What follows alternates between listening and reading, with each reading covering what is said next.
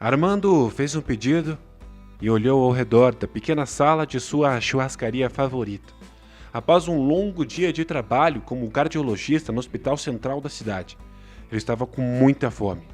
Há muito, ele perdeu o desejo de cozinhar em casa após um difícil divórcio com a sua esposa. Enquanto esperava seu bife bem passado, ele involuntariamente observou duas garotas sentadas em uma mesa à sua frente. As amigas pareciam não se ver há algum tempo, e sua conversa tranquila com um copo de vinho tinto e uma boa costeleta era frequentemente interrompida por gargalhadas barulhentas.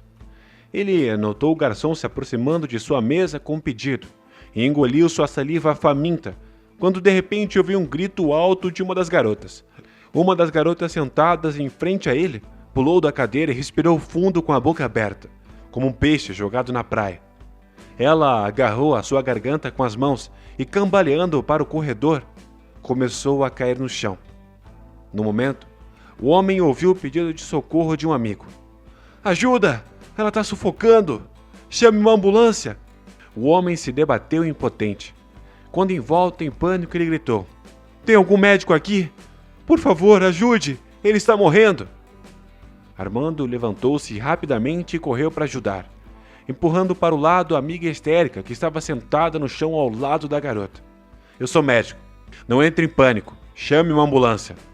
Lembrando-se de seu treinamento teórico de primeiros socorros, ele colocou as palmas das mãos uma sobre a outra no estômago da menina e começou a realizar movimentos vigorosos em direção ao diafragma, enquanto tentava desalojar o objeto, obstruindo a sua traqueia com o dedo. Mas tudo isso foi em vão. O pedaço de comida estava tão apertado que a garota estava quase sufocando. Os seus olhos estavam saltando das órbitas enquanto ela lutava para respirar. Ela estava perdendo a consciência rapidamente. A ação precisava ser tomada imediatamente. Armando tomou uma decisão. Pulando de sua mesa, ele pegou uma faca de carne e correu bem em volta para a garota. Ele levantou a jaqueta amassada até o pescoço e inclinou a cabeça para trás. Avaliando a distância até o bloqueio, ele fez um corte profundo. Mas um assobio escapou da garganta da garota. Tirando rapidamente uma caneta de plástico do bolso interno, ele a desenroscou e a jogou no chão. Ele inseriu o tubo de plástico na fenda e enxugou o suor da testa. A garota respirou fundo e abriu os olhos. Ele gesticulou para ela ficar quieta. Tudo o que restava fazer era esperar pela ambulância. A julgar pelos gritos de sua amiga chorando ao telefone, a equipe de emergência já estava a caminho. Em 7 minutos, as pessoas da ambulância correram para o restaurante. Armando relatou as suas ações que tomou em detalhes aos membros sênior da ambulância e deu as informações de contato por precaução. O médico que chegava apertou a sua mão por um longo tempo. A garota teve sorte dele ter feito tudo certo. Caso contrário, ela teria morrido. Agora, ela poderia até considerar esse dia como seu segundo aniversário. A menina ferida foi rapidamente colocada em uma maca e rolada em direção à ambulância piscante, deixando cair, impotente, as mãos trêmulas. O homem observou-a partir. Ele nunca havia cortado uma pessoa antes e agora não estava orgulhoso de si mesmo por ter salvo uma vida. De repente, uma fadiga terrível tomou conta dele. Seu olhar deslizou pelo bife já frio. Então, colocou o dinheiro da refeição na mesa sob aplausos dos presentes. Caminhando lentamente em direção à saída, ele havia perdido completamente o apetite. Ao chegar em casa, Armando bebeu uma xícara de chá quente e adormeceu. Na manhã seguinte, seus colegas o parabenizaram por seu ato heróico. Depois que a notícia se espalhou rapidamente por todo o hospital, após uma ligação para o médico-chefe da equipe sênior da ambulância. A enfermeira que o recebeu na enfermaria, Maria, beijou-o calorosamente na bochecha e brincou com ele por ter sido atraído para a cirurgia. Mas Armando sabia que a cirurgia não estava chamando, lembrando-se do tremor traqueroso em suas mãos. "Eu prefiro a terapia do coração e dos vasos humanos."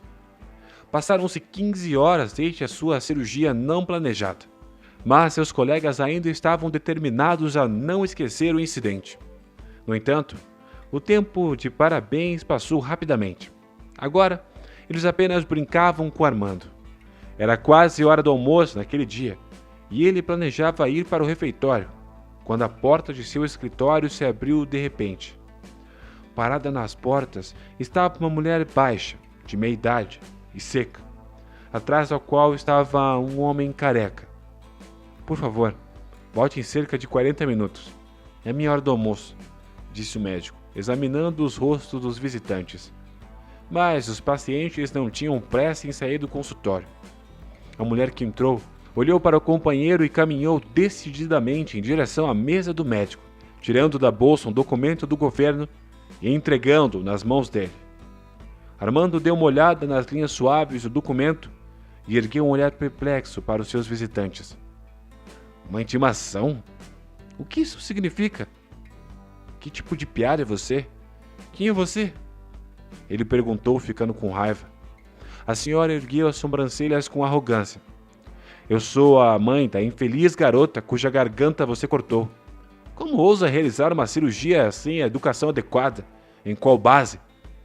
Os seus lábios tremiam com raiva justificada. Armando ficou indignado. "Eu sou médico. Estive lá.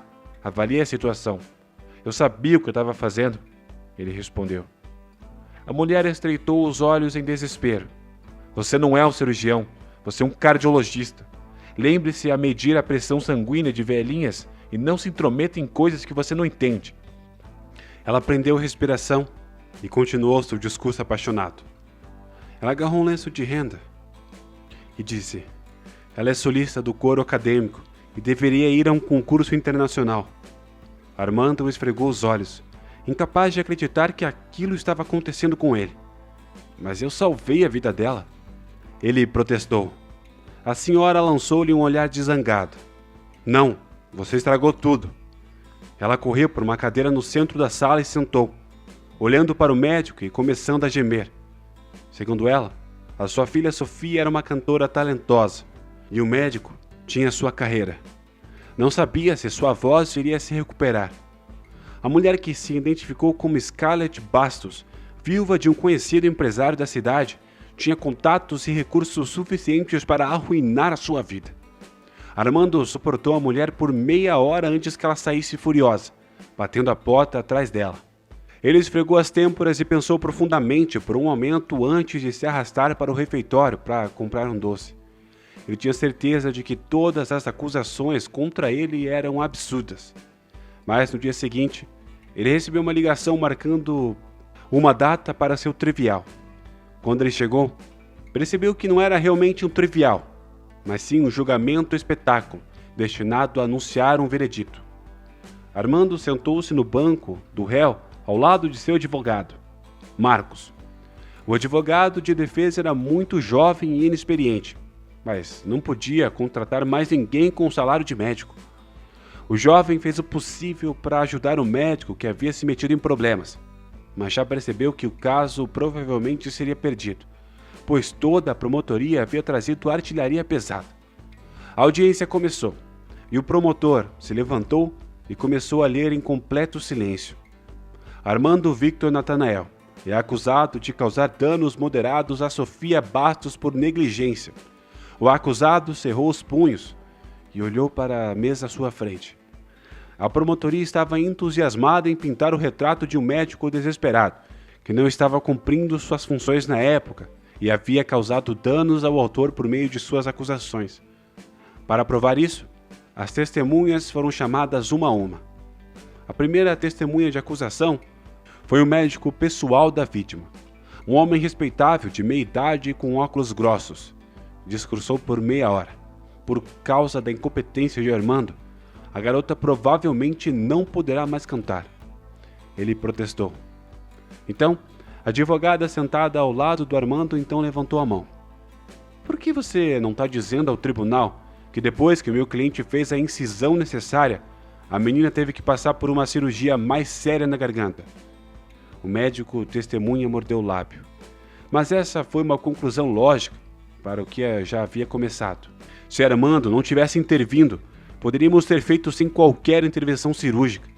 Ele julgou mal o nível de perigo. Depois que a testemunha terminou, ele piscou os olhos para Armando e deixou o depoimento. Cochichando com a mãe do autor, ele saiu para cuidar de seus próprios negócios. Em seguida, a palavra foi dada ao amigo de Sofia, James, e ele afirmou que honestamente, que se não fosse o acusado fazer justiça com as próprias mãos, ele poderia ter ajudado. A aparência da vítima indicava que ela havia se formado em medicina.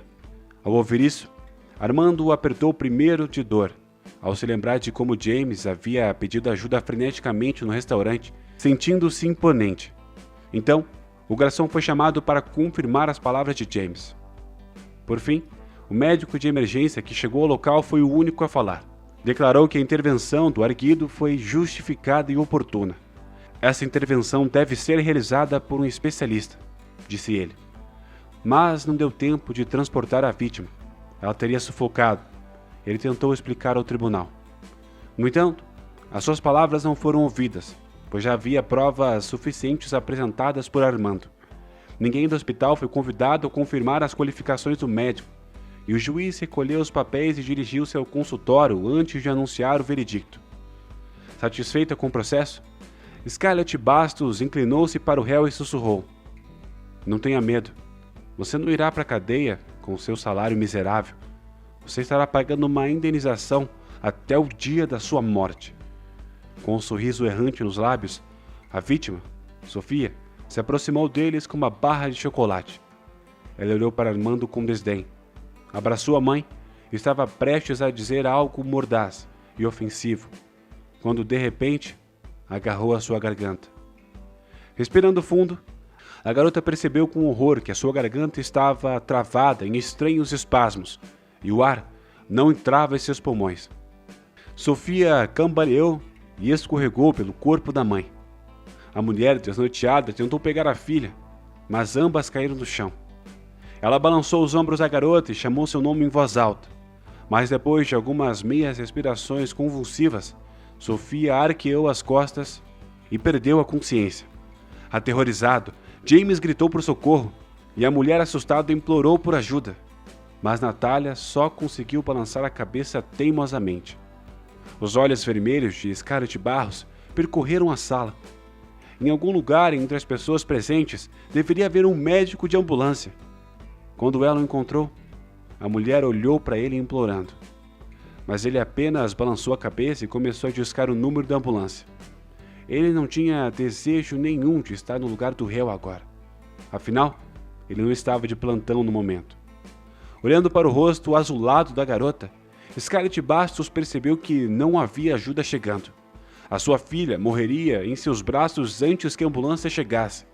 A mulher, desesperada, virou-se para Armando, ergueu as mãos entrelaçadas em um gesto de súplica e rastejou até ele de joelhos. Ele já havia ajustado a sua cadeira e correu para a garota que lutava. Procurou no bolso uma caneta esferográfica, tirou-a do bolso rapidamente e, com raiva, jogou o cartucho da caneta no chão. Curvou-se para a menina, examinou cuidadosamente os pontos do pescoço, cortou levemente a incisão que havia feito no restaurante e inseriu um tubo de plástico transparente na garganta de Sofia. Quando a menina soltou uma respiração áspera e convulsiva, o médico levantou, examinou todos os presentes com um olhar vazio e lentamente voltou ao seu lugar como réu, tentando acalmar as mãos trêmulas, no silêncio retumbante. Conseguiu fazer assim que a ambulância chegou.